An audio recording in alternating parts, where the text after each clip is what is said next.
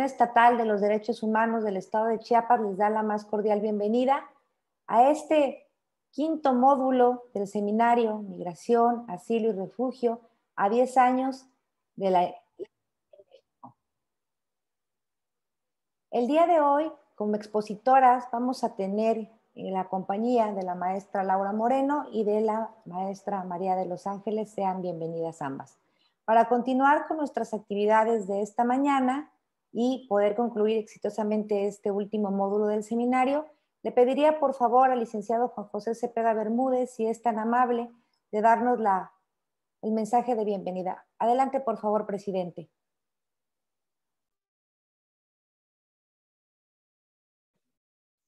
Muy buenos días, Elenita. Muchas gracias a todas y a todos. Sean bienvenidas y bienvenidos. Hoy llegamos a la quinta y última jornada del seminario Migración, Asilo y Refugio, organizado por la Comisión Estatal de Derechos Humanos en el marco del proyecto de las cátedras CONACYT. Quiero primero, con mucho gusto, saludar a nuestras expositoras del día de hoy, a la maestra Laura Moreno Nango y a la maestra María de los Ángeles Sánchez López. Quisiera también pedirles a las dos que nos hagan favor de saludar al doctor Omar David Jiménez, al director del Instituto de Investigaciones Jurídicas de la UNACH, y a todos los miembros del instituto, porque debo reconocer que han sido verdaderos aliados de la comisión y que en ejercicios como esta jornada del mes de mayo, pues logramos esa sinergia que siempre da conjuntar la buena voluntad, conjuntar el trabajo con propósitos de servicio, con propósitos de mejorar nuestra formación, nuestros conocimientos.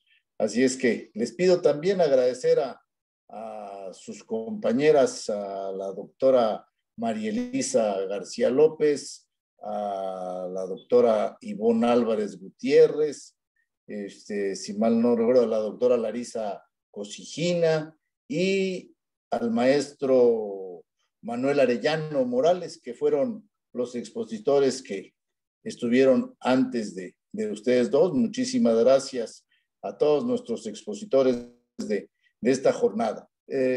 Quiero reconocer que me da mucho gusto que cerremos con la plática de hoy. Tiene una importancia significativa porque la razón de la decisión de migrar de estas personas valientes que dejan su arraigo, ¿sí?, es fundamentalmente buscar mejores condiciones de vida. Vamos a encontrar en los análisis específicos, en los estudios que se hacen, diferentes causas, pero si tratamos de conjuntarlas en una, es buscar mejores condiciones de vida.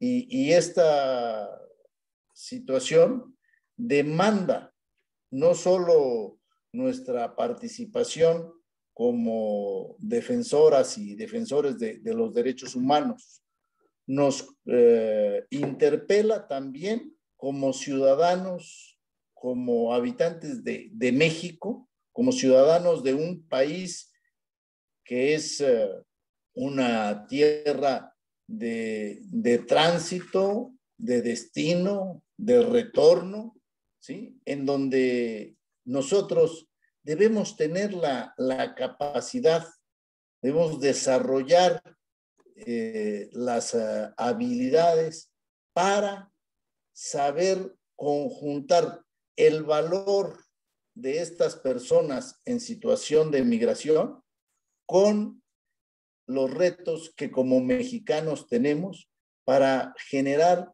mejores condiciones de desarrollo a nuestro país de manera incluyente.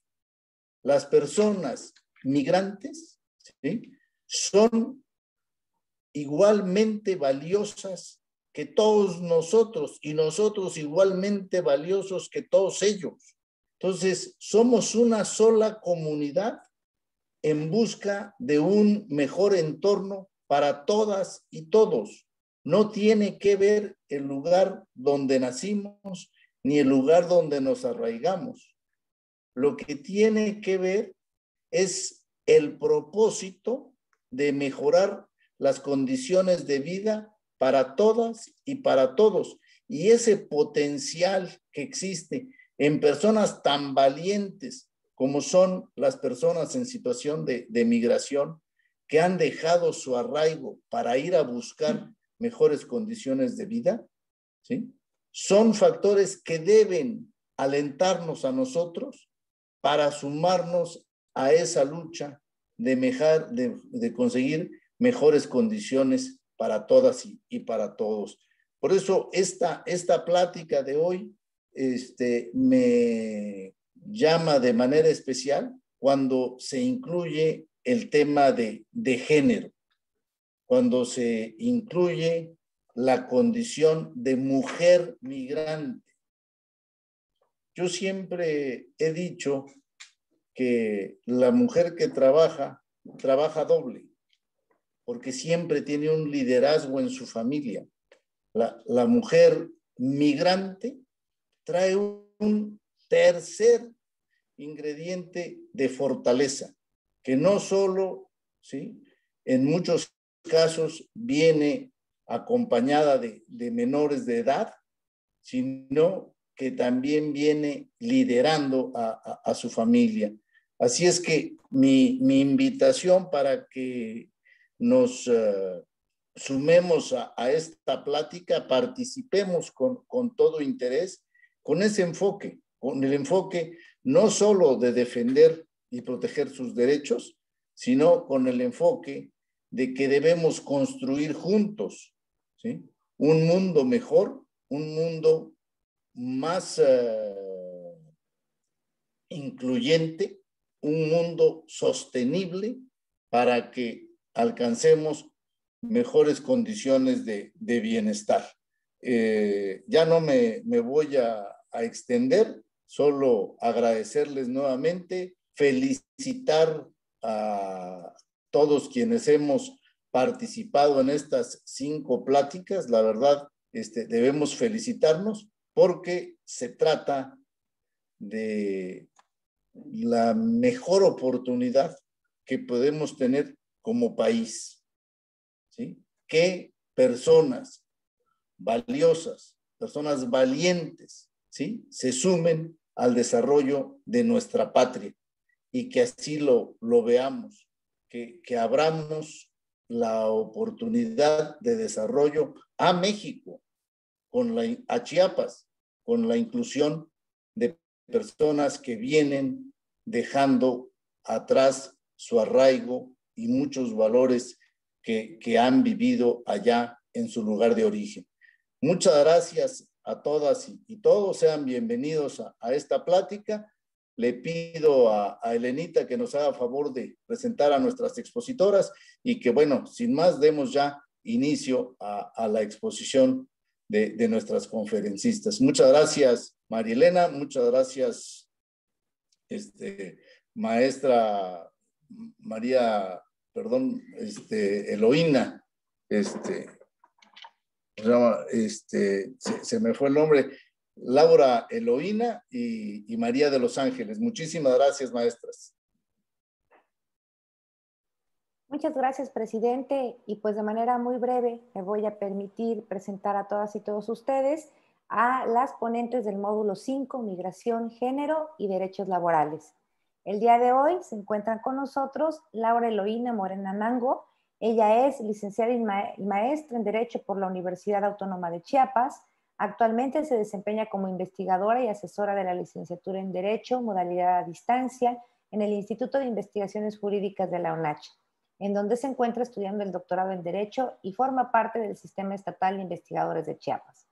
Realizó una estancia en España para realizar el curso de especialización en la tutela de los derechos fundamentales en las democracias actuales, impartido por la Universidad de Salamanca, y una pasantía en el Centro de Asesoría y Promoción Electoral del Instituto Interamericano de Derechos Humanos con sede en Costa Rica. Participó como investigadora en el proyecto de investigación política contra la violencia política contra las mujeres, región sur-sureste. Recientemente fungió como coordinadora del Diplomado Virtual Derechos Humanos de las Mujeres, Género, Violencia, Interculturalidad y Masculinidades, programa educativo impartido por la Universidad Autónoma de Chiapas. Cuenta con varias publicaciones en temas como violencia política contra las mujeres. Y también me voy a permitir presentar a todas y todos ustedes a María de los Ángeles Sánchez López. Ella es abogada, académica e investigadora, cuenta con maestría en Derecho Civil y maestría en Derechos Humanos. Es candidata a doctora en Derecho por el Instituto de Investigaciones Jurídicas de la UNACH. Se ha desempeñado en el ámbito académico, así también como abogada postulante consultora para Global Worker Justice Alliance. Ha participado en diversos cursos, talleres y seminarios, entre los que destacan el Seminario Internacional de Derecho Nacional e Internacional, impartido por la Suprema Corte de Justicia de la Nación y la Corte Interamericana de Derechos Humanos. Colaboró en la organización de sociedad civil Voces Mesoamericanas en la ciudad de San Cristóbal de las Casas, en el área de protección y defensa de migrantes y sus familias, acompañando diversos casos de defensa. Fue integrante de la primera generación de la Escuela de Justicia Transnacional de PRODES y la Fundación Berta en la Ciudad de México. En 2018 fue invitada por la organización Proyectos sobre Organización, Desarrollo, Educación e Investigación, PODER, para colaborar como abogada y acompañar procesos de justiciabilidad de derechos humanos en México.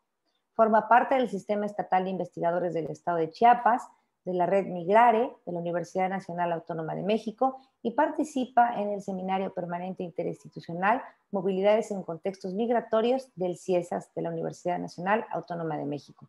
Bienvenidas, maestras, y para iniciar esta plática vamos a iniciar con la participación de la maestra Laura Eloína Moreno Nango. Adelante, por favor, maestra, le escuchamos. Hola, muy buenos días. Me complace mucho poder estar con ustedes el día de hoy. Quiero agradecer especialmente a la doctora Elisa García, coordinadora del proyecto Cátedras, por invitarme a participar el día de hoy, y a las doctoras Ivonne y Larisa por estarnos apoyando con esta gestión, y por supuesto a Lige y a Lara por todo el seguimiento que le va dando a este proyecto. Muchísimas gracias al presidente de la Comisión Estatal por sus palabras. Nos honra mucho estar aquí y poder compartir un poco de lo que hemos trabajado en este tema, y por supuesto muchísimas gracias a ti, Elena, por todo tu apoyo. Voy a platicarles con ustedes algunos aspectos esenciales a grandes rasgos. No podemos profundizar tanto como quisiéramos, pero vamos a hablar sobre estos efectos diferenciados que puede tener la migración y el género, hablar de cuáles son estas cuestiones que llegan a impactar de forma diferente, cuáles son estos riesgos que las mujeres llegan a tener cuando se encuentran en esta etapa de la migración. Y pues vamos a vincularlo todo esto con sus derechos laborales. Yo voy a abordar una pequeña parte, y abundará un poco más la maestra María de los Ángeles, ¿no? Y pues bueno, yo quisiera comenzar comentándoles pues que existe, cuál es este vínculo, ¿no?, entre el género y la migración, y por qué es importante, ¿no? Hay que destacar que es necesario que establezcamos una perspectiva de género en lo que respecta a la migración y a las políticas públicas que se realizan en torno a ella, que muchas veces se van dejando de lado.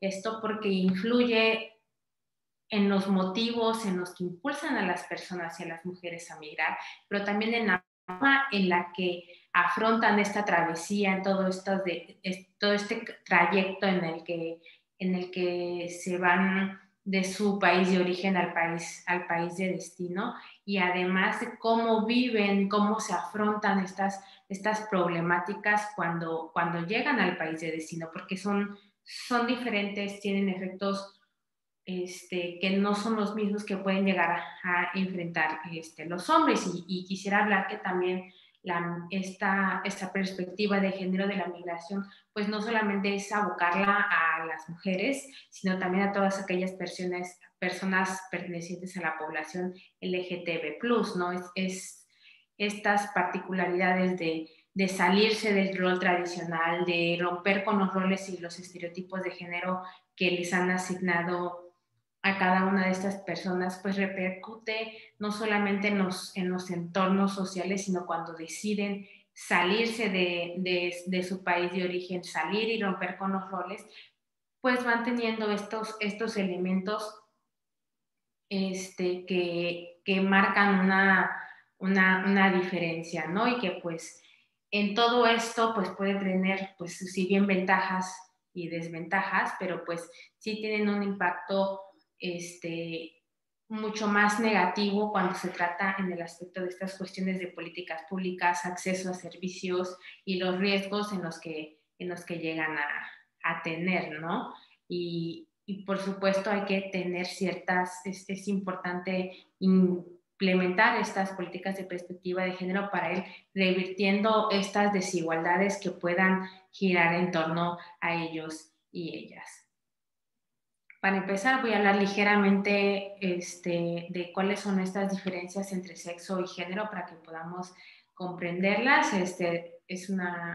Hablar de sexo nos abocamos a cuáles son las diferencias biológicas, las que pueden determinar si somos hombres o mujeres, pero es un aspecto natural con lo que se nace.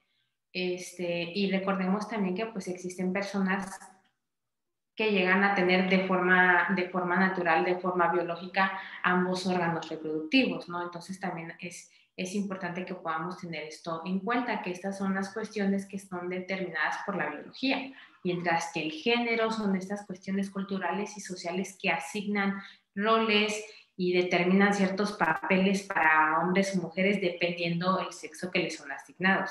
Entonces, de ahí es que nacen todas estas labores en las que se van perpetuando, no solamente en el país de origen, en el contexto en el que nacen, en el que surgen, sino también al momento en el que migran, al momento en el que llegan a buscar nuevas oportunidades, esas nuevas oportunidades de vida, estas mejores oportunidades, estas mejores condiciones en su calidad de vida, o querer adquirir también una mayor percepción económica. También los trabajos que llegan a los que pueden acceder están determinados por los roles y por los estereotipos de género.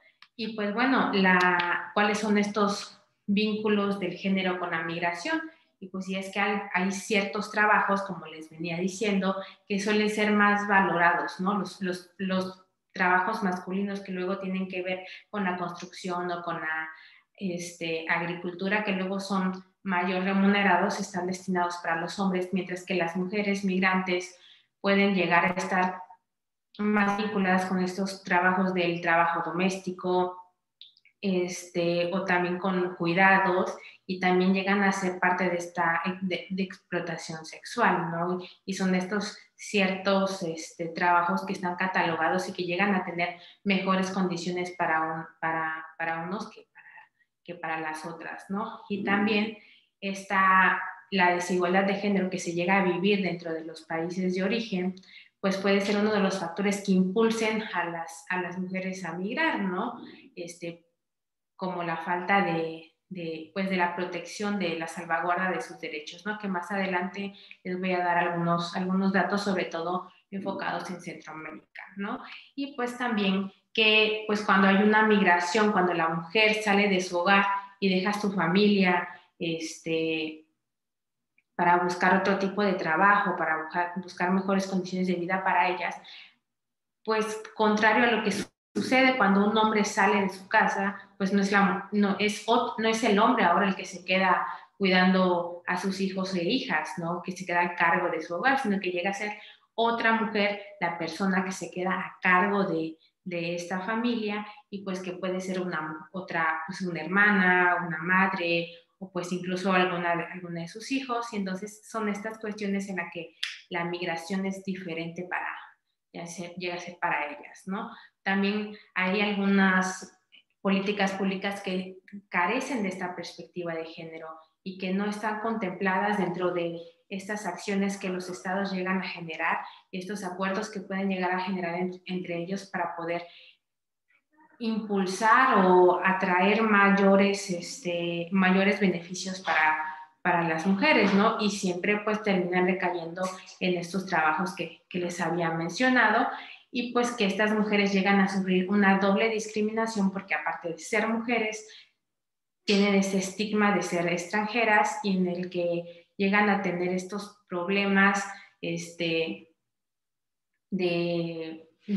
estar rompiendo con estos roles, de no estarse quedando en su casa, y pues llegan a tener ese estigma del abandono, ¿no? De que son mujeres, son extranjeras y aparte son malas mujeres, son malas madres que abandonaron a sus hijos e hijas, que abandonaron a su familia, que llegaron a abandonar incluso tal vez hasta a su esposo.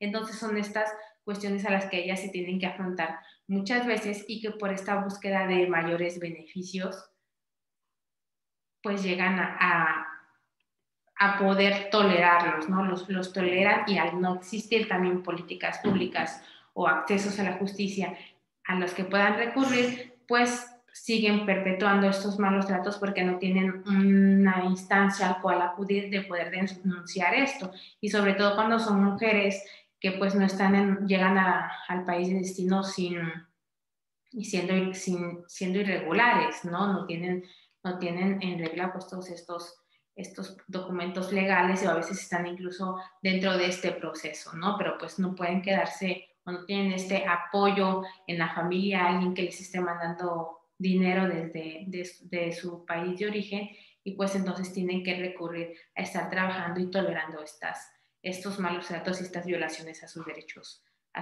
humanos. Y aparte, pues esto repercute en el acceso que puedan tener al servicio de salud, que pues por las naturalezas biológicas que llegan a tener, pues es necesario que tengan condiciones adecuadas. Incluso hay también cierto porcentaje de mujeres que viaja estando embarazadas, y entonces eso, o que llegan a quedar embarazadas dentro del trayecto porque llegan a ser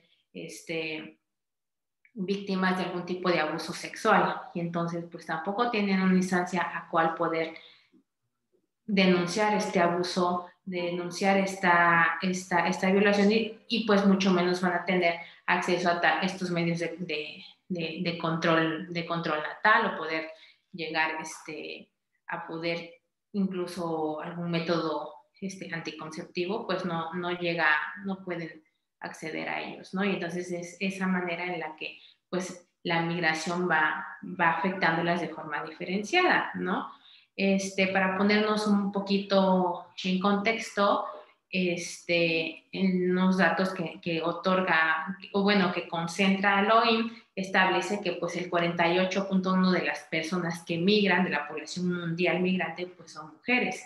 Y pues en 2017 eran un 53.5% de hombres y un 48% hombres de mujeres, y la tasa de mujeres trabajadoras eran superior a las mujeres no migrantes. Entonces tenemos una fuerza trabajadora de mujeres migrantes muy fuerte. Y pues a mediados del 2020 existía una proporción de migrantes internacionales del 49.5%, y que pues está ligeramente pues los hombres, ¿no? sobre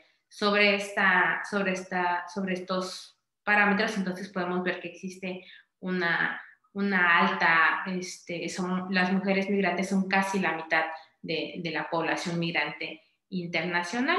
Y pues esto ha provocado que exista este fenómeno que se está llamando la feminización de la migración, que habla sobre el impulso de la cantidad, de la proporción de mujeres que migran. Pero la diferencia, y es que no es que las mujeres no migraran anteriormente, sino que actualmente las razones por las que migran son diferentes, porque antes migraban porque migraban siguiendo al esposo, o que iban con su familia, o cuestiones así. Y ahora son en proporción muchísimo más las mujeres que migran de forma independiente por una decisión autónoma que ellas han decidido, y porque ahora son ellas las que buscan ser las proveedoras de sus hogares, ¿no? Entonces es por eso que existe esta diferenciación y que ahora se conoce como la feminización de la migración, ¿no? Y no está, por eso se habla que no solamente es el porcentaje de cuántas mujeres están migrando, sino las causas y las razones que ahora las impulsan a migrar. Y pues algunas causas de esta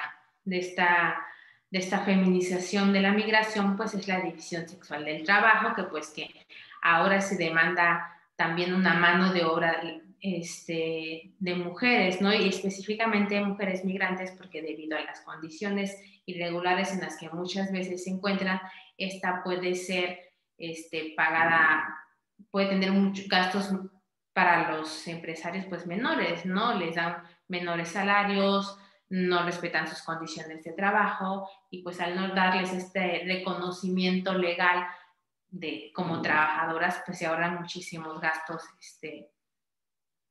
¿no? en el pago de impuestos, y pues al ser una mano de obra barata, pues se está demandando, ¿no? Y aparte, pues como la sociedad está cambiando estos roles y estos estereotipos de género, y ahora también son las mujeres las que salen a desempeñarse en lo público y a trabajar, pues buscan a una persona que les ayude en el trabajo doméstico, ¿no? Que supla estas actividades que antes ellas realizaban que las mujeres realizaban en el hogar. Pues es necesario que alguien asuma estas cuestiones del hogar, de la crianza, del cuidado, de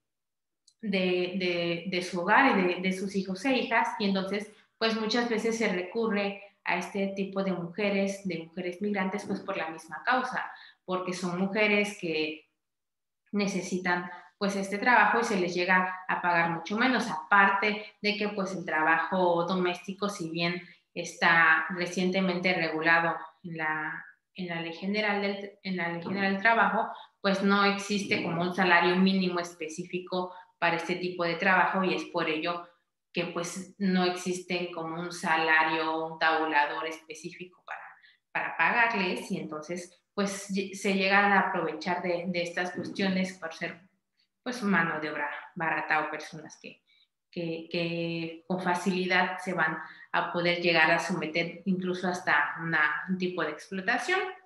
Y pues, como les mencionaba hace un momento, pues las desigualdades y los factores que existen en el país de origen, ¿no? Estas cuestiones de la violencia, que van, y también existe este estigma en el que, bueno, muchas también es considerado relacionado con eso que hablamos del trabajo de las mujeres migrantes, que a veces son las familias que impulsan a estas mujeres a salir a buscar este tipo de trabajos, porque piensan que sí es un dinero que va a regresar, no porque a veces pues los hombres van a trabajar, se van a donde se vayan y se quedan con el dinero y ya no lo mandan a sus familias, pero una mujer, como tenemos este estereotipo de ser buenas hijas, de ser buenas madres, de que pues sí va a ser como una cuestión de que ella sí va a regresar, o sí va a enviar las remesas o esas cosas, cuestiones económicas para sustentar a la familia, y pues también obligan a estas, pero instruyen a estas mujeres también a migrar para desempeñarse en este tipo de trabajos. Y pues bueno, algunos de estos efectos diferenciados de la migración de las mujeres es que pues las connotaciones culturales que llevan estos impactos del lugar de procedencia al lugar de destino, pues llegan a ser muy, muy fuertes para ellas, y pues no llegan a tener esta familiaridad, y llegan por eso a poder someterse a las personas que llegan a considerar de confianza en el trayecto que van del país de su procedencia al destino, pues sufren múltiples violaciones, explotación sexual, y pues también estas mujeres llegan a ser en una gran proporción el más alto número de víctimas por engaño de algunas de las organizaciones dedicadas a la trata de personas, ¿no? Llegan con estas campañas de educación o con estas campañas de becas para mujeres y llegan a ser engañadas ellas y sus familias y se las llevan a otros países, pero con la única finalidad de ser explotadas tanto laboral como sexualmente, ¿no? Y pues llegan a ser estas mujeres objeto de sexualización y llegan por eso también a buscarlas en estos trabajos vinculados con los cabarets como bailarinas o como prostitutas, ¿no? Entonces son un porcentaje muy grande de mujeres migrantes que llegan a ser consideradas dentro de estos trabajos y pues ellas también llegan a buscarlos como un fin porque son lo que les ofrecen. Y pues también vemos que los trabajos, como mencionábamos, a los que ellas están mayor vinculadas son esas cuestiones de las labores domésticas y pues bueno, esta cuestión se va incrementando en una gran proporción por los motivos que ya habíamos hablado, ¿no? Y pues ahora centrándonos en Chiapas, que esto es un fenómeno que se vive acá, pues es muy conocido que en Tapachula los domingos, pues ahorita tal vez con la cuestión de la pandemia ya no se da, sinceramente no tengo conocimiento de cómo surgió, cómo se movió esta dinámica, pero de ir a buscar trabajadores migrantes en Tapachula en un parque los domingos era una cuestión muy usual. Entonces, hay un gran porcentaje de mujeres, sobre todo de Guatemala, que viajan a Chiapas por ser un país cercano, por ser un lugar en el que puede estar vinculado con un poco más con estas cuestiones culturales que tienen, pues de acceder a ellos, ¿no? Y porque también pueden ir y regresar en un mismo día sin tener problemas, ¿no? Entonces, pues bueno, en Chiapas se tiene un aproximado de 31.700 extranjeros, del cual un 55% son mujeres, ¿no? Y pues podemos ver esta proporción que sí hay de muchas mujeres viniendo al estado de Chiapas en busca de mejores condiciones. Y pues estas cuestiones también se van vinculando con estas crisis de violación a los derechos humanos y todas estas bandas criminales que están surgiendo pues en nuestros países vecinos y pues que van siendo que van atacando fuertemente a las mujeres y a las niñas y a los niños porque pues contra ellas van estas cuestiones de las violaciones sexuales, de la explotación sexual contra ellas y contra las niñas y los niños pues van estas cuestiones de reclutamiento para participar dentro de estas bandas. Entonces es por ello que existen estas dificultades y pues, que obligan y van orillando a estas personas a salir de sus países en buscar un lugar muchísimo más seguro, ¿no? Y por eso pues es una cuestión que las va impactando de forma diferente. Y pues los índices de feminicidio más elevados en el mundo, así como de homicidios de menores de 20 años, se van incrementando en estas cuestiones y sobre todo van aumentando estos índices de violencia de género, de violencia familiar y de violencia sexual. Y pues bueno, es como veníamos platicando, una cuestión predominante, que existe un trabajo predominante que hay de estas mujeres que vienen de Centroamérica, especialmente de Guatemala a Chiapas, pues es a dedicarse a estas cuestiones de las labores domésticas y pues llega a ser una cuestión muy naturalizada y que incluso llega a ser pues culturalmente heredada de madres a hijas, de una cuestión que van reproduciendo y es una forma de vida para las familias, para las mujeres de Guatemala o de Centroamérica que buscan esta cuestión y está muy normalizado, ¿no?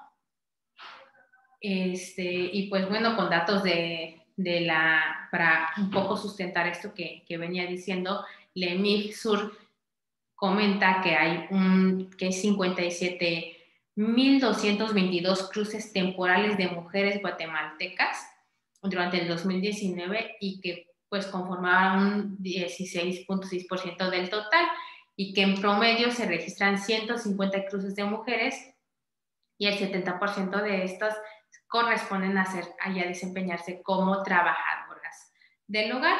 Y pues es común que en estas cuestiones, pues al ser mujeres extranjeras que muchas veces también cumplen otro rol que son o tienen otras características que ser mujeres extranjeras, y también llegan a ser mujeres indígenas, y pues ya entonces hablamos de mujeres indígenas, de mujeres extranjeras, y pues por el simple de ser mujeres, y este tipo de mujeres llegan a sufrir una triple discriminación en estos trabajos y llegan a ser sometidas a maltratos que no llegan, como les decía anteriormente, a poder recurrir a una instancia para denunciar, ¿no? Y pues se van incrementando por estas cuestiones, y que muchas veces son aprovechadas por las personas para poderlas explotar o para sacar más beneficios de ellas y ellos, ¿no? Ellos llegan a poderse abusar de estas cuestiones de su carácter de carácter irregular que llegan a tener estas personas, y pues con amenazas y cuestiones pueden llegar a tolerar este tipo de maltratos, ¿no? Y sobre todo, pues luego si llegan estas mujeres a comparar las otras opciones, pues consideran que esto es como un trabajo un poco más seguro de las otras opciones que llegan a tener, ¿no? Y entonces siguen perpetuando y tolerando estas desigualdades. Y pues bueno, la presentación, esto ya sería todo. Les dejo ahí algunas cuestiones de bibliografía por si quieren retomar o profundizar un poco más en estos datos, en estas cuestiones de la migración. Y pues yo les agradezco mucho el tiempo y el espacio que me han brindado, y cualquier cosa yo me encuentro a sus órdenes. Muchísimas gracias. Gracias, maestra Laura. Las preguntas pues las dejamos al final, ya conocen la dinámica, puede ser a través del chat y nosotras se las hacemos llegar a las maestras. Bueno, vamos a continuar con la exposición de la maestra María de los Ángeles. Por favor, maestra, adelante.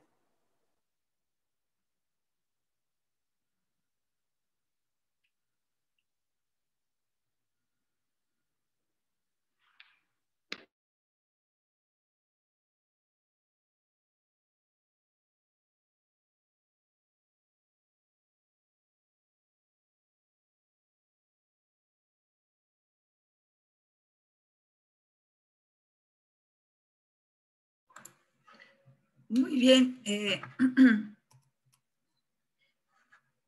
Un momentito. Muy bien. Pues ya. Buenos días a todas a las personas que nos acompañan. Muchas gracias por su presencia, por su permanencia, ya que a mí me ha tocado esta segunda parte. Pues antes de comenzar, es preciso agradecer tanto a la Comisión Estatal como por parte de su presidente, del licenciado Juan José Cepeda, a la maestra Elena, también al Instituto de Investigaciones Jurídicas de la UNACHI, a su director, el doctor Omar, y muy particularmente a la doctora Elisa, a la doctora Ivonne y a la doctora Larisa por esta oportunidad de poder compartir estas reflexiones con ustedes el día de hoy, que me parecen son un tema importante y sobre lo cual ya ha empezado la maestra Laura de manera prolija a explicar el tema que nos ocupa. Me parece importante no únicamente porque el mundo ha sido testigo de cambios históricos a nivel mundial, en los cuales los Estados miembros de la Organización de las Naciones Unidas han conjuntado de manera específica fuerzas para concertar pactos mundiales sobre las manifestaciones internacionales del tema que nos ocupa, que nos tiene el día de hoy aquí. Pero también por el proceso a través del que se ha venido posicionando en el interés público, en el interés general, en la agenda política, en la agenda pública del país, sobre todo considerando que en el centro se debe de encontrar las y los sujetos migrantes, como bien ya lo señaló en su momento el Grupo Mundial de Trabajo sobre Migración, la protección de los derechos humanos de las y los migrantes no es solo una obligación legal, es en realidad una cuestión de interés público y así lo debemos ver, así lo comentaba también el presidente al inicio de esta plática del día de hoy. Es una cuestión de interés público y está intrínsecamente relacionada con el desarrollo humano. Bueno, un poco para comenzar con el tema, es preciso pues mencionar que pues la migración desde remotos tiempos han existido. Siempre en búsqueda de los frutos de la tierra, animales que cazar, huyendo del clima inhóspito, buscando mejores lugares para vivir, incluso a través de la conquista de territorios ajenos en la época de la colonización, de las grandes colonizaciones, relacionándose con las personas de los lugares de acogida, huyendo de desastres y diferentes situaciones de carácter adverso. En las últimas décadas, con la polarización que hemos experimentado o que ha sido visible de los niveles económicos en el mundo y por lo tanto de la diferenciación de las oportunidades de trabajo, las migraciones regulares o irregulares, temporales o permanentes, han tenido un aumento sin precedente y hemos sido todas y todos testigos de este fenómeno. Si bien la globalización contemporánea entonces implica, entre otros flujos, el de mercancías y recursos financieros, que es algo que pues evidentemente importa al capital, también se generan otros como es el flujo de conocimientos y de producciones artísticas, culturales, y dentro de estos flujos, pues evidentemente el más importante es precisamente el de las personas que migran y que, como bien apuntaba al inicio el presidente de la comisión, una de las migraciones, una de las causas más estudiadas y más entendidas sobre las migraciones es el de las personas que salen precisamente de sus lugares de origen buscando trabajo, buscando mejoría económica, conocimientos o bien ambientes más propicios y saludables. También hemos experimentado migraciones en las cuales las personas salen de sus lugares de origen buscando la paz o pues también simplemente lugares de vida diferentes, ¿no?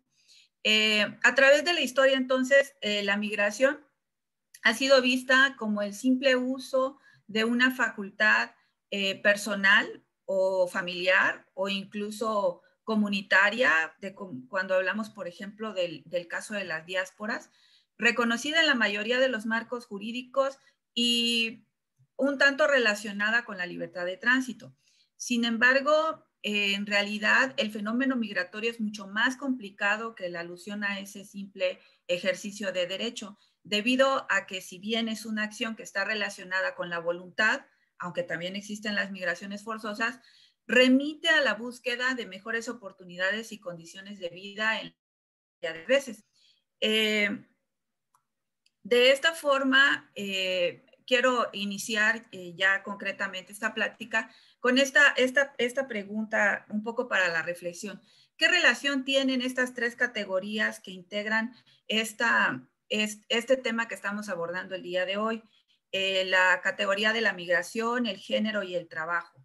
Bueno, esta reflexión que estamos haciendo el día de hoy la estoy dirigiendo buscando una que tenga una relación con la interseccionalidad que tienen las tres categorías analíticas por el incremento de la vulnerabilidad que se presenta en los tres grupos sociales.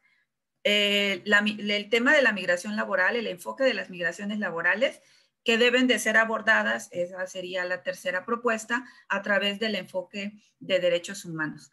Un poco como para recordar este tema de la interseccionalidad, es importante comentar que si bien el concepto es utilizado ahora a través de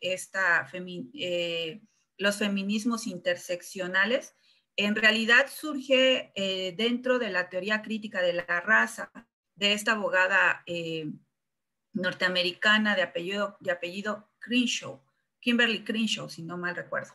definida como, se define como el fenómeno por el cual una persona sufre opresión o bien ostenta un privilegio de acuerdo a la pertenencia a múltiples categorías sociales.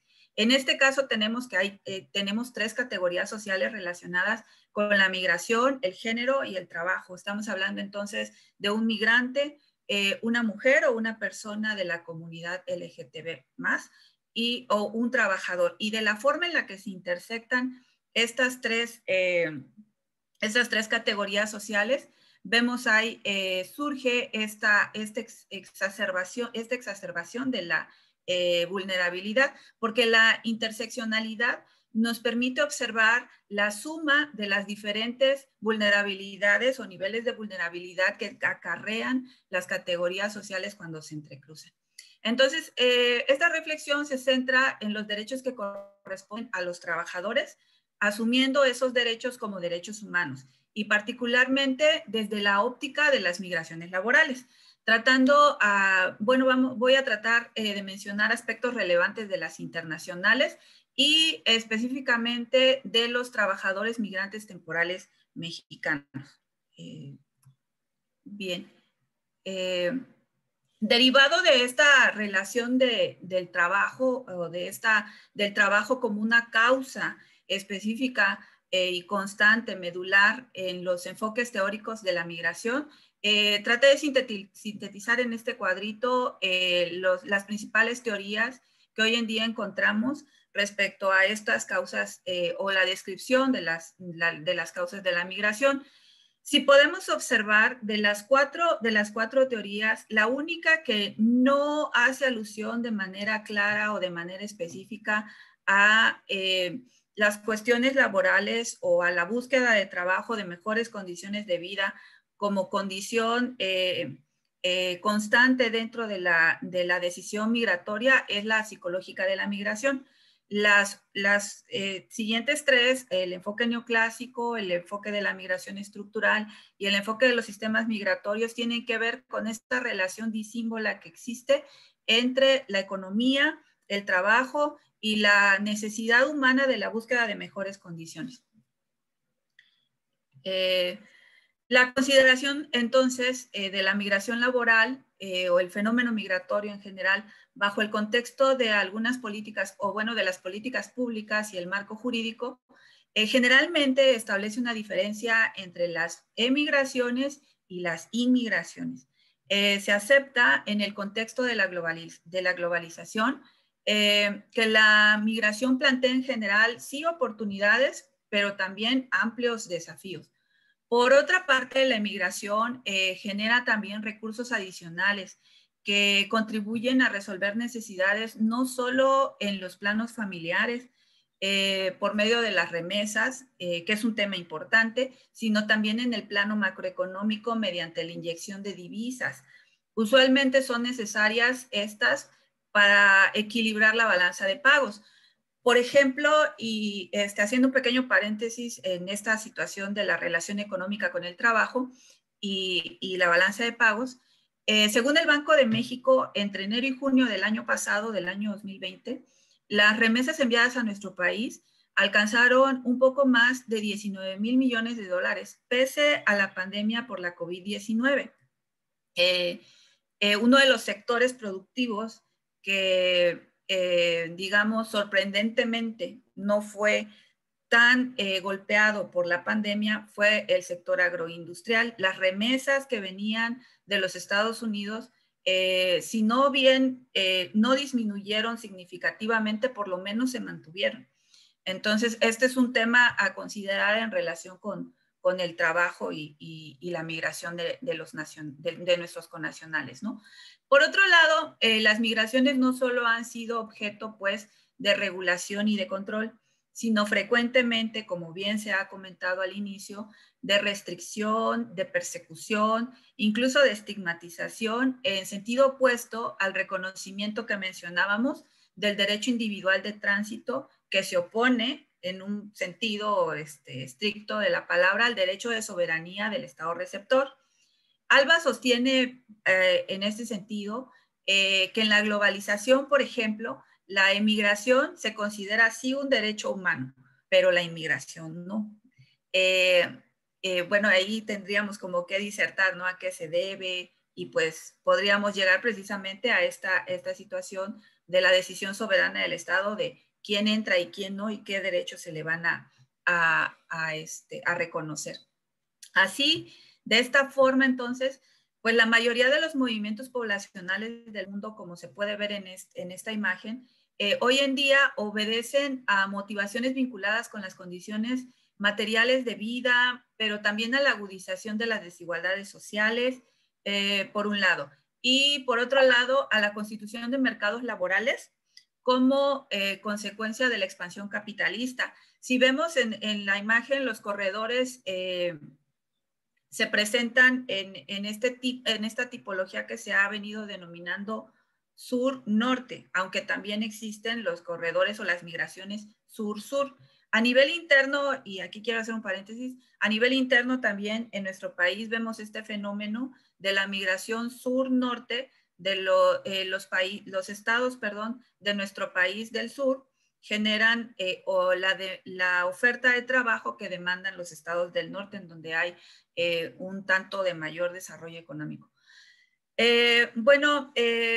En el caso, bueno, las diferencias, y es también importante aquí mencionar que las diferencias y las complejidades regionales en el mundo, así como las novedades recientes, ofrecen una perspectiva importante para entender la migración.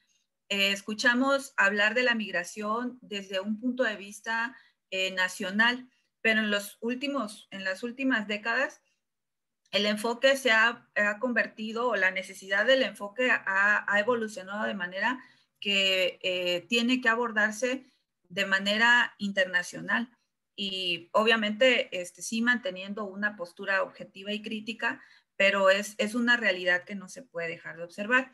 El enfoque predominante, entonces, puede en un momento determinado ocultar, digamos así, la realidad de los patrones o de los procesos migratorios, pero en realidad estos se observa que están vinculados con la geografía y las características regionales que han sido establecidas a lo largo de la historia, ¿no? Desempeñan estas características un papel central en las formas como en los lugares que las personas escogen para la migración internacional. Un mayor reconocimiento de esos patrones, como pueden ser las variaciones y las complejidades de la migración a nivel regional o subregional, puede apoyar, esta sería una primera, una suerte de conclusión, puede apoyar a formular respuestas de política que sean estratégicas y sostenibles, como lo marca la Organización de las Naciones Unidas a través de los Objetivos de Desarrollo Sostenible. Bueno, en cuanto a nuestro país, como tenemos aquí en el gráfico, la migración laboral internacional se desarrolla en dos supuestos de manera copiosa, ¿no? Los trabajadores connacionales que se insertan en el mercado o tratan de insertarse en el mercado laboral de los Estados Unidos y de Canadá, por supuesto también. En segundo lugar, los trabajadores migrantes que llegan a nuestro país de otros países. Particularmente, el caso más estudiado es el de los migrantes que provienen de este denominado Triángulo del Norte, constituido por Honduras, El Salvador y Guatemala. Esta situación que comentaba de la distribución geográfica, tenemos aquí unos datos. Es importante recordar que antes de entrar a la mención del contenido del cuadro, es importante recordar que las contribuciones efectivamente de las personas migrantes no son únicamente de carácter económico, que es lo que decíamos en cuanto a las divisas y las remesas que envían, sino también de carácter social, cultural o incluso cívico. También es importante mencionar que las contribuciones de los migrantes a las sociedades y a las economías de todo el mundo, pues no han sido en gran medida observadas, sino todo o apreciadas o valoradas, sino en general esta estigmatización que trae consigo la migración ha generado que en el mundo estas o bien sean dadas por descontado o bien sean minimizadas. Cuando no resulta más bien una especie de obstáculo, ¿no? El ser migrante para poder tener agencia. Mediante la propagación, esto de algunos discursos que vemos en medios de comunicación, de desinformación acerca de los migrantes. Una parte sustantiva de la migración que acontece en el tema que nos ocupa, que como planteaba al inicio, es la migración laboral. Se observa que la migración está, ya habíamos dicho, intrínsecamente vinculada con el trabajo y va a seguir creciendo en intensidad y complejidad por la situación que decíamos parametralmente opuesta entre los países económicamente potenciados y los países económicamente disminuidos. En esta tablita que les presento, he tratado de dejar claro que la población de migrantes actualmente, como ya nos comentaba la maestra Laura, tiene un sesgo de género y también un sesgo geográfico. La distribución geográfica de las personas migrantes, estas 3 regiones que están anotadas no son las únicas, pero sí son las que han aglutinado o han recibido a mayor cantidad de migrantes. Tenemos aquí, se puede observar, por ejemplo, que casi, bueno, en primer lugar, en cuanto al sesgo de género, que el número de hombres y mujeres es muy, no llega a un nivel igual, pero se está acercando, por eso ese tema de la feminización de las migraciones. Pero también aquí observar que en estas 3 subregiones, que son América del Norte, Europa septentrional, meridional y occidental, y los estados árabes, se encuentra cerca del 60 y tantos % de los migrantes del mundo. Es interesante en este tema o en esta parte de la reflexión hacer una observación específica a los estados árabes que están teniendo un incremento en la recepción de migrantes. Y bueno, esto se debe específicamente a que más del 95% de la fuerza laboral de los sectores de construcción y de trabajo doméstico en estos países está constituido por trabajadores migrantes. Y, por ejemplo, en el caso de Qatar, una situación que ha incrementado el flujo de migrantes buscando trabajo en este estado es la situación de los preparativos para la Copa Mundial del 2022 que está trayendo una oferta de trabajo importante en el ramo de la construcción. Aquí quiero hacer un paréntesis para mencionar algo. En el caso de los estados árabes, un tema importante que me parece como para sacar a colación y dejar para la reflexión, es que en esa región, para este tipo de migrantes temporales, regulares, se aplica un sistema de tutela jurídica que se denomina kafala. Este sistema jurídico es una especie de patrocinio que otorga a los ciudadanos y a las empresas privadas que contratan a los migrantes, específicamente, o bueno, el fenómeno se ha habido más acrecentado en Jordania y Líbano, pero es interesante porque ha sido un mecanismo de control casi absoluto sobre el empleo y la situación migratoria de los trabajadores. Es decir, esta figura jurídica, el kafala, le otorga al kafil, que es el responsable de los trabajadores, una especie de lazo con el que ata a los migrantes y lo somete prácticamente a explotación porque dependen totalmente de él. Su uso bien no es reciente porque se remonta a principios del siglo XX y tuvo un auge por allá de 1950 por la cuestión del petróleo. Sí suponía, o bueno, la idea del kafala es que el patrocinador, el kafil, debe cuidar de los trabajadores migrantes garantizándoles su seguridad, su bienestar, su salud, pero a decir de algunos autores como Yup, se convirtió en realidad en un desequilibrio de características mayúsculas, exacerbando las diferencias que tanto se mencionan en el ámbito laboral, que existen siempre entre patrones o empleadores y trabajadores. Nada más para terminar con esta mención de esta figura jurídica de los estados árabes, la figura ha sido ya sometida a escrutinio. Amnistía Internacional y Human Rights Watch ha hecho serias críticas al respecto, pero se continúa aplicando con mínimas modificaciones y pues no ha tenido, a decir de quienes siguen el tema, verdaderos efectos positivos en las personas migrantes, sino por el contrario, sigue aumentando su vulnerabilidad. Bueno, un poco para terminar con esta parte, sí mencionar que la situación jurídica de las y los migrantes es importante porque puede tener un efecto profundo en la capacidad de enviar contribuciones económicas a las familias y a las comunidades, por lo tanto, de los países de origen, porque el hecho de la irregularidad y de la precariedad reduce las opciones disponibles para que los trabajadores migrantes puedan transferir remesas. Hay análisis que consideran que el migrante, al verse en una situación de peligro, deja de enviar remesas por contener la mayor cantidad de ahorro posible para eventualidades que su misma situación le puede traer como consecuencia, ¿no?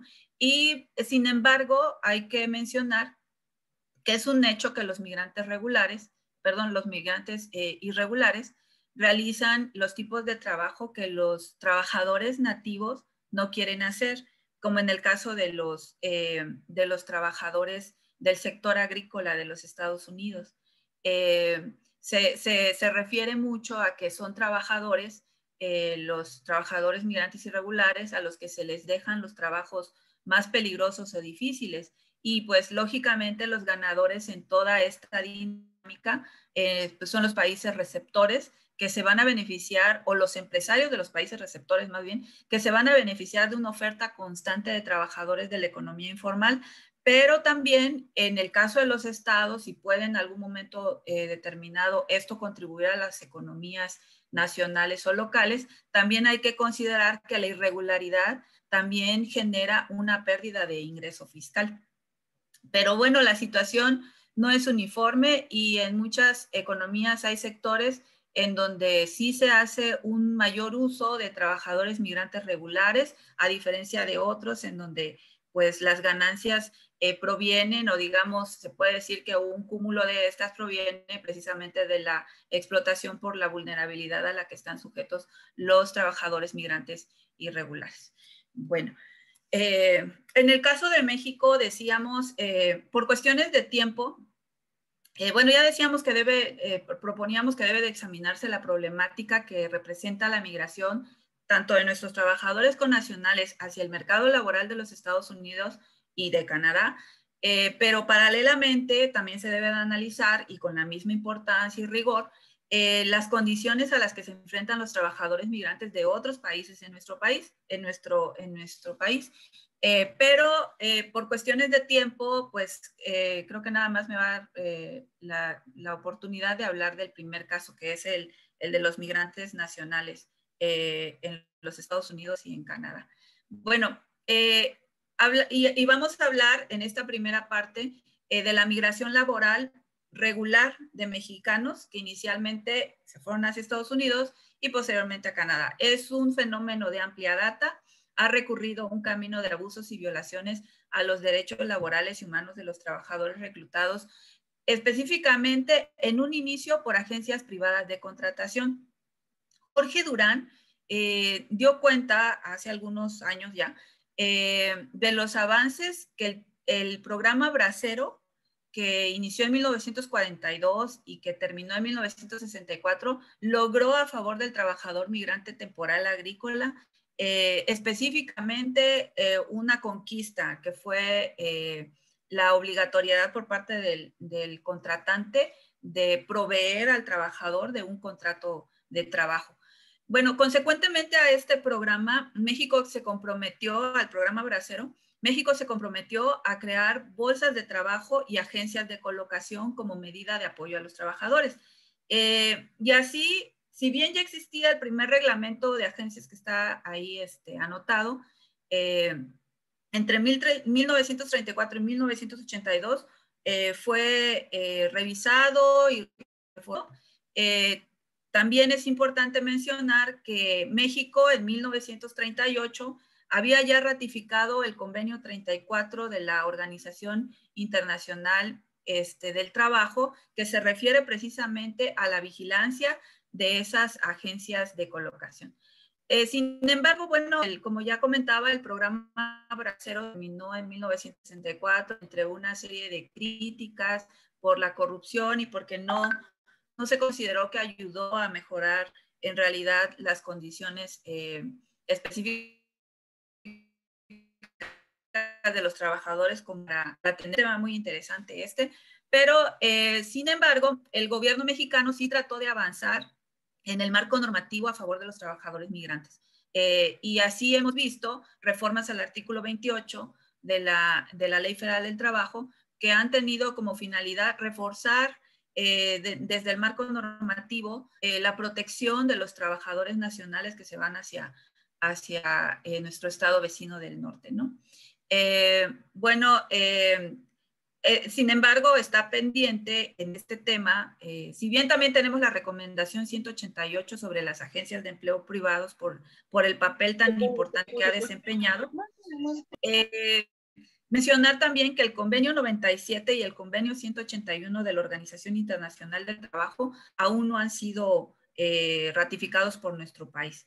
Sin embargo, sí tenemos reformas y modificaciones que se han realizado al reglamento de agencias de colocación de los trabajadores y posteriormente surge este estilo de visas H2A y B para los trabajadores nacionales en los Estados Unidos.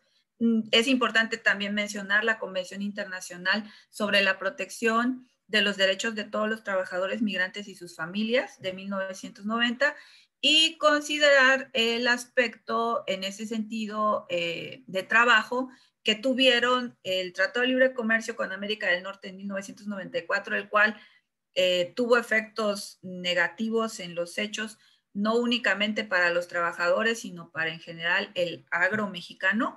Y pues las esperanzas que hoy en día se han depositado a raíz del TEMEC, que inició su vigencia en julio del año pasado y que parece ser una puerta de oportunidad para la vigilancia del cumplimiento de los derechos de los trabajadores migrantes. Bueno, un poco ya para ir cerrando por cuestión de tiempo, decíamos al principio que la perspectiva con la que abordamos esta reflexión es la que es esta de que los derechos laborales deben de ser abordados también como derechos humanos. Hoy tal vez nos parece natural que la jornada de trabajo de todas las personas sea de 8 horas. Es algo pues común, ¿no? Sin embargo, y no solo en México, en el mundo, ¿no? Este logro fue consecuencia de largas luchas que tuvieron pérdidas humanas para que pudiera pues conquistarse este derecho. Hablando de la consecución de los derechos o la consecución de los derechos laborales como derechos humanos, nos tendríamos que remitir a la segunda mitad del siglo XIX, que fue una época en la que se produjeron emblemáticos acontecimientos en el sector obrero que buscaban mejores condiciones de trabajo. Si recordamos un poquito históricamente, las y los trabajadores laboraban jornadas extenuantes por las que se ha dado cuenta a través de diversos autores, desde la economía, la sociología, la política, porque trabajaban, eran condiciones verdaderamente inhumanas, entre 12 a 14, 16 horas, incluso los 7 días de la semana, de manera tal que no había espacio para una vida familiar. Las ni personal. Las condiciones deplorables en que se encontraban las personas trabajadoras fue una de las grandes exigencias del movimiento obrero para la reducción de la jornada laboral. En el continente americano, una de las primeras grandes movilizaciones que tuvo impacto sucedió en Filadelfia en 1827, si recordamos, y una posterior en 1832. De estas, se logró de manera muy acotada, pero sí un decreto en Estados Unidos en 1840 que determina una jornada de 10 horas solo para los empleados públicos y personas que laboraban en construcciones de navíos, pero sin embargo, digamos, fue un paso, ¿no? Unos años más adelante, en Europa, los albañiles, el sector de la construcción obtuvo reconocimiento legal de la jornada de 8 horas en 1866, casi 3 décadas después de esta movilización en Norteamérica. Y esto motivó una fuerte reactivación del movimiento obrero en muchos países del mundo debido a la demanda de la reducción de la jornada laboral. En el primer logro importante que se concretó, si recordamos, fue la llamada Ley Ingersoll del 25 de junio de 1868 en los Estados Unidos, y esta sí, ya en América establecía las 8 horas, pero solo para las y los trabajadores de oficinas federales, nuevamente. Es importante esto que estamos comentando, porque no únicamente por las pérdidas de vida humanas, sino por el avance que se logró en la exigencia de los derechos de los trabajadores, de las personas trabajadoras. Los mártires de Chicago, que también es otro tema, otro acontecimiento, fueron pues algunas de los acontecimientos que generaron pérdidas de vida a costa, digamos, a su costa fueron los logros del movimiento obrero internacional. Pero pues no fue sino hasta el Tratado de Paz de Versalles, con el que se le dio fin a la Primera Guerra Mundial, por allá de 1919, en el que se mandató la creación de un organismo internacional del trabajo, que en su preámbulo recoge algunas de las más importantes preocupaciones que dominaron al movimiento obrero internacional durante el siglo XIX y que generaron todas estas revueltas a nivel mundial, ¿no? Sin embargo, en México es importante mencionar que la Constitución de 1917, 2 años antes, promulgada del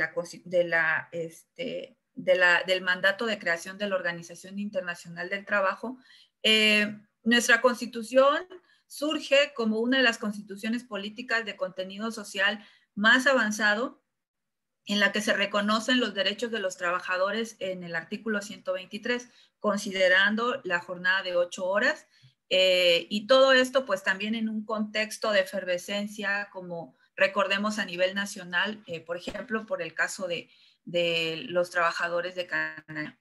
De la misma manera, pero en distintos grados, todos los derechos laborales en realidad han sido productos de luchas, esfuerzos y acuerdos de parte de todos los integrantes del mundo del trabajo, en donde históricamente es importante analizar si en esas luchas existía alguna especie de sesgo en cuanto a establecer luchas diferenciadas por origen nacional, ¿no? Y vemos que la lucha era en cuanto a su calidad de trabajador, más allá de los límites de la nacionalidad.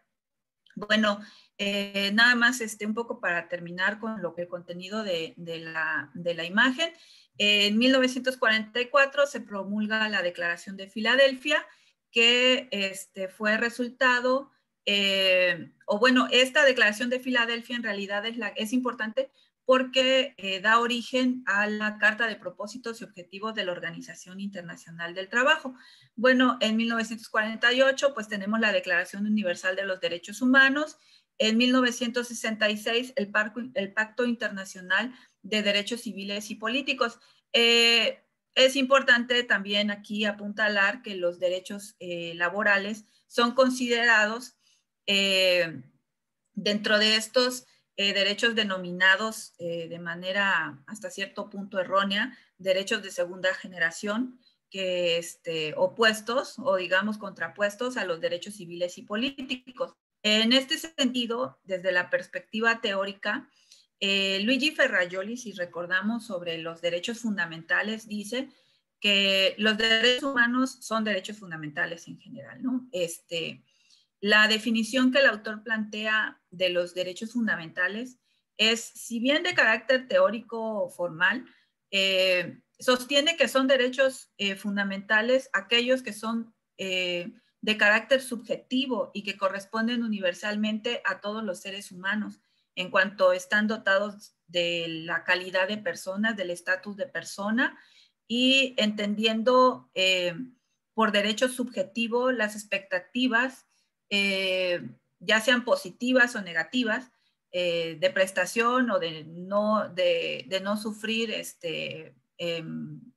una lesión, por ejemplo, adscrita a un sujeto por una norma jurídica y por su condición de persona, prevista de esta forma en una norma jurídica positiva. En esa línea teórica, entonces, los derechos humanos pues son derechos primarios de las personas y conciernen indistintamente a todos los seres humanos, como por ejemplo el derecho a la vida y a la integridad de la persona, la libertad personal o la libertad de pensamiento. Entre los derechos humanos se localizan los derechos sociales, estos que comentaba que se denominan extrañamente de segunda generación. Este selecto grupo de derechos laborales de los que tratamos de abordar aquí son en realidad derechos humanos y por lo tanto son derechos fundamentales. A partir de esta concepción de Ferrajoli, que ubica los derechos sociales, lo podemos interpretar así, como parte de los derechos fundamentales. Y así nos podemos alejar de esta consideración de que los derechos sociales o económicos, sociales y culturales son de segunda categoría, ¿no? Que es lo que genera el hecho de dividirlos en generaciones, o programáticos o declarativos. Esto en relación, y esto de la programación implica también una falta, una razón, digamos, para la falta de su cumplimiento. Pero bueno, entonces, algunos de los, ya un poco para concluir, uno de los supuestos comunes de los que se ha partido para considerar que los derechos sociales completos es, como comentábamos, que los derechos sociales implican obligaciones positivas para el Estado, a diferencia de los civiles, que como decíamos hace un momento, no sufrir una lesión implica únicamente una abstención. Es decir, son obligaciones de carácter negativo y que no generan costo económico. Y aquí nuevamente caemos en el tema de la economía. Y en segundo lugar, que la ausencia de esa elaboración técnico-jurídica de garantías es imputable a su propia naturaleza y se identifican por este hecho como hechos no plenos, lo cual pues consideramos que es un error. Pero bueno,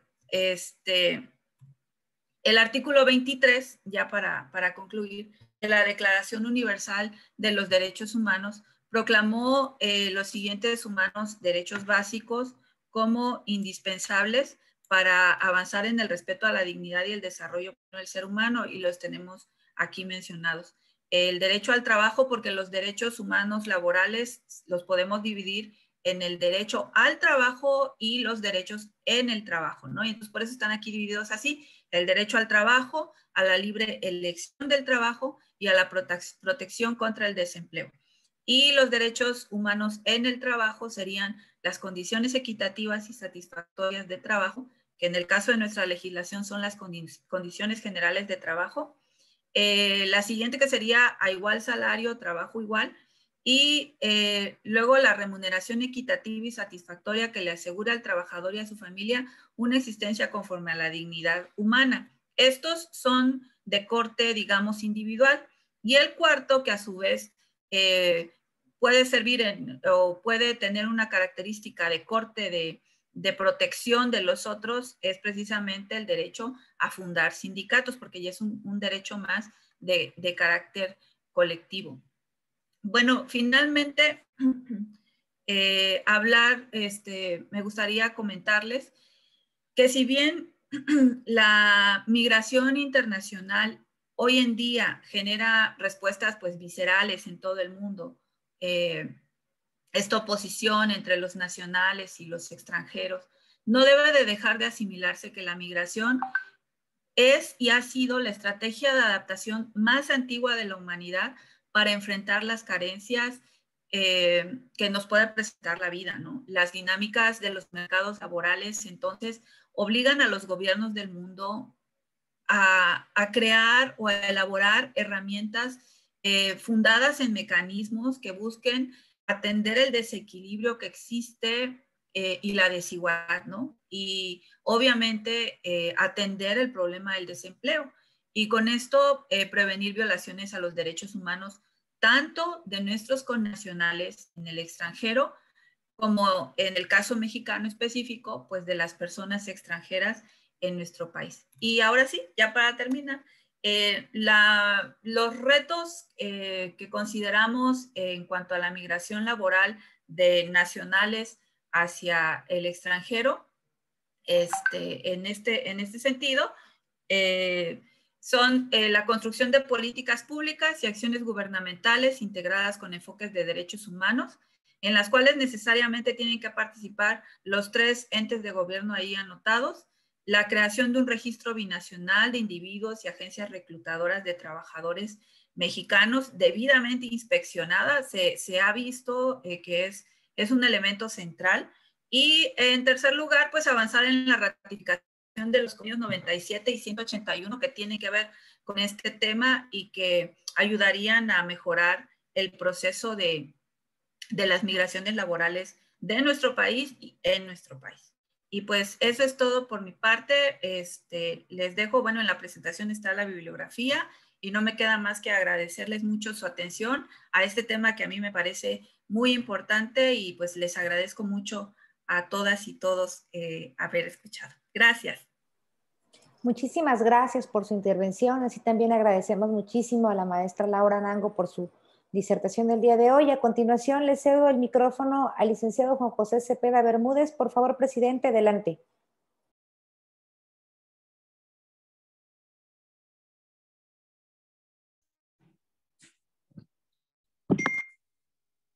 Muchas gracias, Elenita. Muchas gracias a todas y todos. Nuevamente quiero agradecer a las maestras Laura Eloína Moreno y a la maestra María de Los Ángeles Sánchez por su excelente exposición. Creo que sin lugar a dudas hay realidades que han venido cambiando en las características de la migración y específicamente en el tema de las trabajadoras migrantes. Creo que han sido muy claras las exposiciones, pero bueno, lo importante aquí es que podamos tener la participación de quienes se han conectado y de esta manera enriquecer. Así es que me voy a limitar a reiterar mi agradecimiento al doctor Omar David Jiménez, director del Instituto de Investigaciones Jurídicas de la UNACH, y a la doctora María Elisa García López, que es coordinadora de la cátedra CONACYT, quienes han hecho posible esta jornada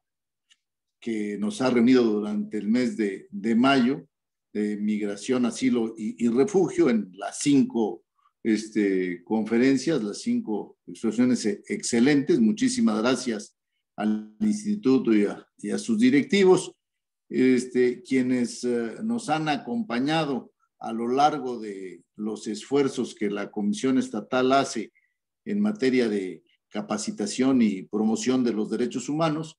Ustedes saben la importancia que para nuestra institución tiene la cercanía y el convenio que celebramos con el Instituto de Investigaciones Jurídicas de la UNACH. Y en ese sentido, quiero despedirme extendiéndoles la más cordial invitación para que la próxima semana que se conmemoran el 10º aniversario de la reforma constitucional más importante que hemos tenido en materia de derechos humanos, nos acompañen al coloquio que se ha organizado con el Instituto de Investigaciones Jurídicas de la UNACH y con el Poder Judicial durante los 5 días de la próxima semana, pero entiendo que les van a enviar el programa. Elenita, le pediría que a todos quienes hemos estado conectados hoy nos hagan favor de enviar el programa del coloquio. Sin embargo, yo quiero insistir, no quiero dejar de hacer énfasis en el día 10. El día 10 de junio a las 10 de la mañana va a ser la presentación del libro Chiapas a 10 años de la reforma constitucional en materia de derechos humanos. Este libro se va a presentar a las 10 de la mañana del día 10 a los 10 años de la reforma en el auditorio de la Escuela de Arquitectura de la Universidad y tendremos la participación de diferentes autoridades en la materia, quienes nos harán favor de presentar el libro y quienes deseen estar presencialmente, habrá forma de inscribirse con Elenita, y quienes nos quieran acompañar de manera virtual, también se va a transmitir en las redes sociales la presentación del libro Chiapas a 10 años de la reforma constitucional en materia de derechos humanos. Muchas gracias a todas y todos. Nuevamente, doctor Omar David, maestra María de los Ángeles, maestra Laura Eloína, a la doctora María Elisa, a todas y todos, muchísimas gracias por hacer posible estas pláticas de los lunes y en especial esta jornada de las cátedras CONACYT durante el mes de mayo. Muchísimas gracias a todas y todos. Gracias, presidente. Y a continuación le voy a ceder el uso de la voz al doctor Omar David Jiménez Ojeda, director del Instituto de Investigaciones Jurídicas de la UNACH, para que clausure este seminario en materia de migración. Adelante, por favor, doctor. Muchísimas gracias. Muy buen día a todas y a todos. Quiero iniciar saludando muy cordialmente al licenciado Juan José Cepeda Bermúdez, presidente de la Comisión Estatal de Derechos Humanos, quien sin lugar a dudas es un aliado de esta universidad, la Autónoma de Chiapas. Sin su apoyo, pues los esfuerzos académicos de difusión de la cultura de los derechos humanos realmente poco incidirían. También saludo a la maestra Elena Jiménez, directora del Instituto de Investigación y Capacitación en Derechos Humanos, quien realizó una brillante organización de este ciclo que le llamamos Seminario Migración, Asilo y Refugio.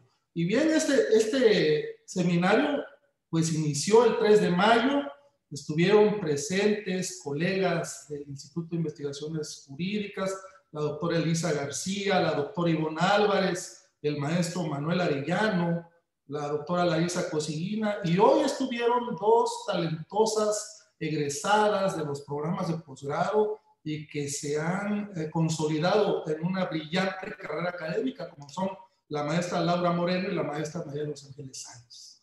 Y yo prometo ser muy breve porque sé que nos hemos extendido un poquito y solamente coincidir con el presidente de la Comisión Estatal de los Derechos Humanos en una invitación abierta a todos ustedes para que nos acompañen la próxima semana en el coloquio La Reforma Constitucional en Derechos Humanos a 10 años de su vigencia.